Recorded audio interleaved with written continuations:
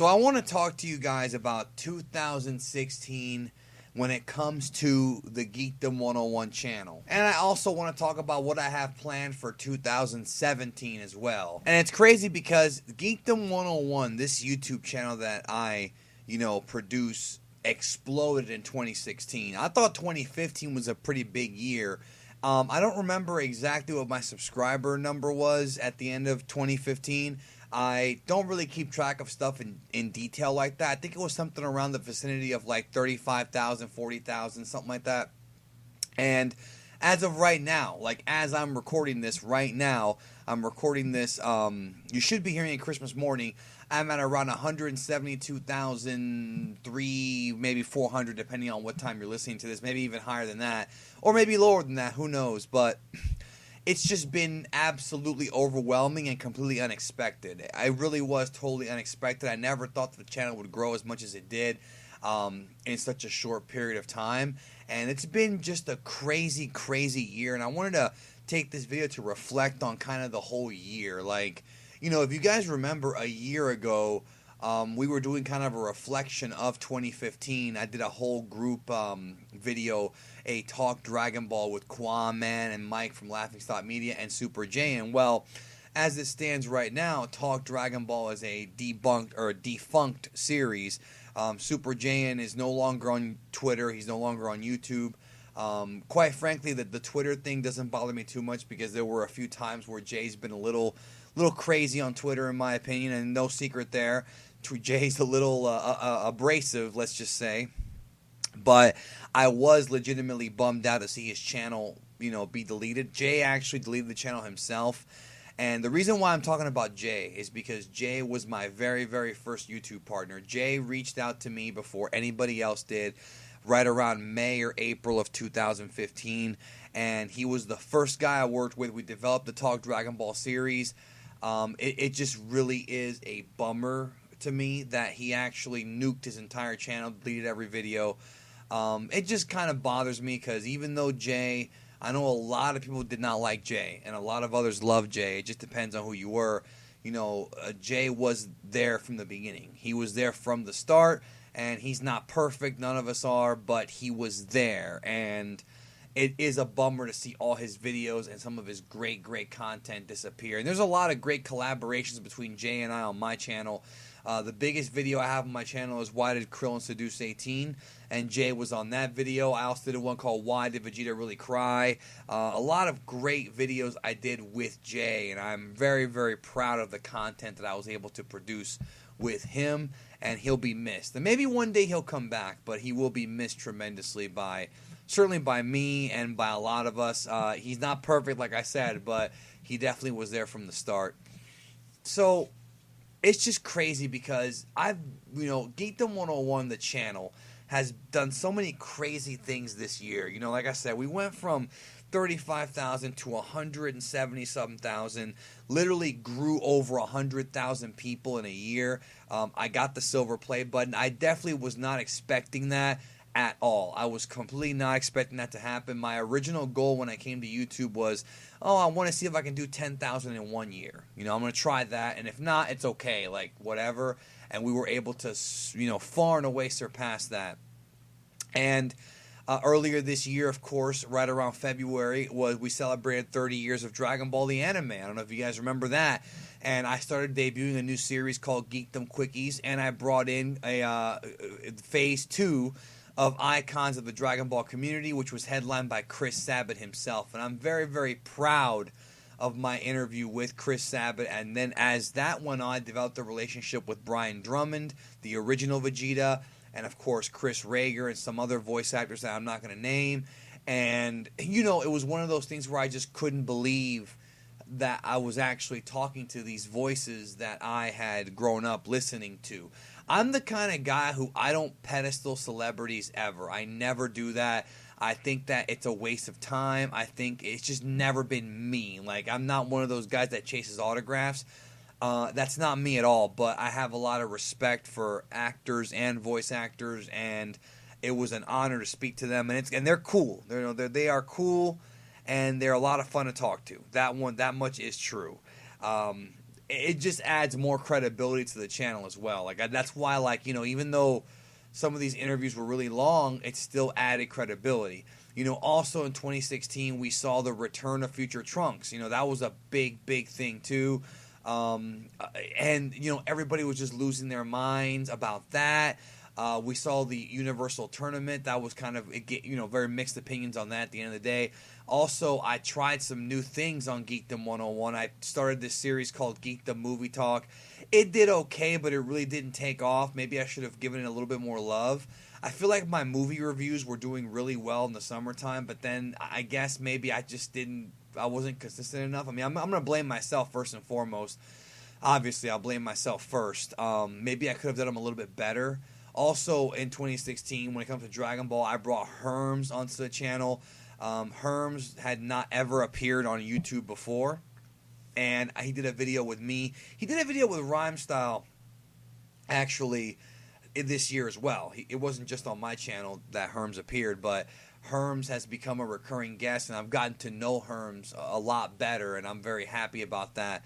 In addition to that, you know, and by the way, I love doing Geek the Movie Talk. I really do, and I thought about bringing the series back, but I don't know if we ever were going to establish that much of a run with it, because I have a lot of stuff on my plate. But Star Wars content also got a little bit better. So one of the things that I'm going to do in 2017 is I'm going to focus a little bit more on Star Wars. I've got a couple new Star Wars, you know, series beginning on the channel.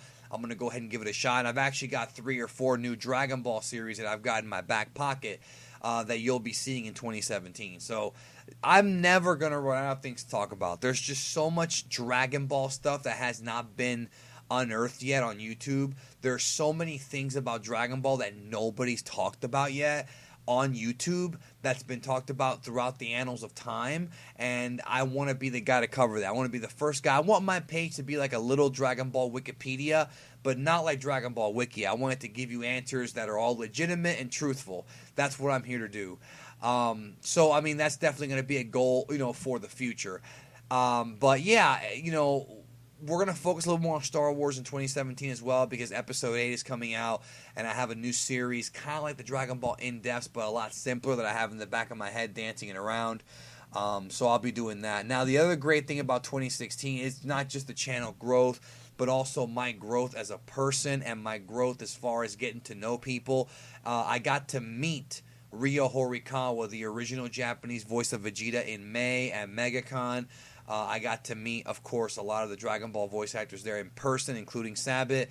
And then in August, I got to meet pretty much all of my YouTube partners. I got to meet Black and Fist. I got to meet Hail Zeon. Kwame and I already met prior to that, but I got to meet Mike from Laffy Stop Media. I got to meet Dragon Ball Nation. The ones who I had worked with so diligently in 2015, I got to meet them in August, and it's a memory that I'm always going to treasure, and I'm always gonna really love that. And it's something that may never happen again. I mean, it really, Hail Zeon came down here and stayed here for a week. It may never happen again. And it makes me laugh because I go to Zeon's comment section or to mine, and there's people instigating beef between Zeon and I. And it's so fucking stupid. You look so fucking dumb when you do that shit, because this guy Zeon was my roommate pretty much for like a week. And you're going to sit there and try to instigate beef with like real life buddies. Like, fuck you for that. Like, get a fucking life. You know what I mean? It's so dumb and pointless. You know what I'm saying? And so this year's just been just absurd when it comes to the channel. I've been able to successfully build up some connections all over the industry that I did not even think I was going to be able to expect. I got emails from pretty much everybody at Faulconer Productions. I'm working on something with them. I got contacts in Funimation now that I talk to once in a while. It's crazy. Like, you know, and these are good people, hardworking people that love the brand. They love Dragon Ball. And I'm just making this video to kind of tell everybody, you know, just to thank everybody. I want to thank all of you guys who have subscribed to Geekdom 101. And hopefully by now, I would presume that the majority of you understand my message in that, you know, what I'm here to do is not just help you out, you know, if you're bored or if you're having a rough day. Maybe you turn on a Geekdom video and just chill out and just talk Dragon Ball and nerd shit. You know, maybe I'll show a little bit more of my comedic side this year. I'm considering it because I haven't done that as much as I'd like to. You know what I mean? I try to do more of my analytical side and explaining side. maybe I'll do that in 2017 a little bit more. But also, I want to, thank you for watching the content. And like I said, hopefully you understand that my big thing is that my videos might not be the most slickly Markiplier level edited shit, but that's not what I'm about. You know what I mean? I'm about hitting you with the truth and not bullshitting you and trying to remain as absolutely credible as possible, because at the end of the day, if you do a video right on Dragon Ball, if you're covering a video on Dragon Ball, or if you're covering anything, it doesn't matter what it is, and you're doing cheap tactics and stuff like that, it's only going to last a little while. Whereas somebody like me who tries to be as credible as possible, you can always come to me and I'll always hit you with the truth. As far as regrets go this year, I do regret some of the things I've said. When I've been in pissy moods once in a while. I'm a human being. I make mistakes. In addition to that, I also would like to say that I do kind of regret some of the collabs I did. I'm so happy, by the way, to have done new collabs with new people this year, like Dimsy, like Real to Real. D Free popped up on the channel. I've met a lot of people who I'm going to be working with, like World King Kanji. Just done a lot of collabs with new people. There's been a handful of people who I featured who I kind of regret featuring. I'm not going to name any names, but I just have made a lot of mistakes with who to trust. And as a result of that, going in 2017, it's going to be one of those things where I'm very skeptical and very kind of standoffish about who I collaborate with. My goal in 2016 and 2015 was to unite the Dragon Ball community, and I feel like I've accomplished that, but only to a degree. I don't think it could ever be fully united, because there's way too many egos, there's way too many psychos around there, and there's way too many people who have their own agenda. So I can't really unite the community the way I wanted to, but I think I've been able to at least get everybody together. I mean, dude, I had fucking Team 4-Star hitting me up for collaborations. They hit me up, and I love all those guys. And I never would have thought that would even be possible. Like, I never would have thought that'd be possible. I worked out a deal with Bandai Namco to get Xenoverse to review. Worked out a deal with Crunchyroll. I mean, the only two Dragon Ball channels that I know of, the only two Dragon Ball channels that have Crunchyroll sponsorships are me and Team 4-Star. I don't know anybody else who does. There's anime channels I do, but it's just Dragon Ball. And that makes me very proud, because it puts me in a very elite club. You know what I mean? Again, and that's all because of how I've been trying to be as credible as possible. And, it's been pretty crazy as far as my personal life goes. I had some really weird shit go on in the summer. I'm not going to talk about it on here, but just really weird things happened to me and a lot of my friends as well. And I've been trying to be there for all of my friends this year, trying to hold together this unit. And in some ways it's worked, some ways it hasn't, but that's just life, you know what I mean? You're going to have your goods and your bads. You're going to succeed and fail. And I feel like we've done pretty well this year. I think we've done okay this year. And I think that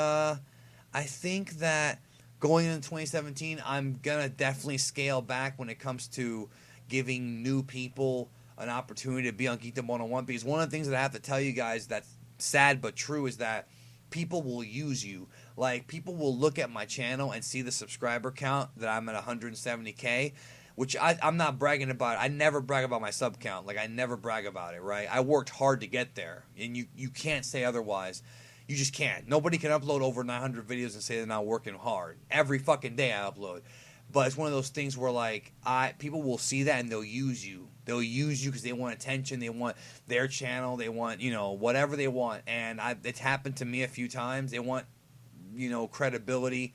Because if people do videos with me, it rubs off on them, they feel. And I'm just not doing that anymore. You know what I mean? If I want to work with somebody new, I'm going to definitely get to know them first before I actually allow them to be on the channel. Because to me, this is now like, this channel represents me. It represents Danny, Big D, Geekdom, whatever the fuck you want to call me.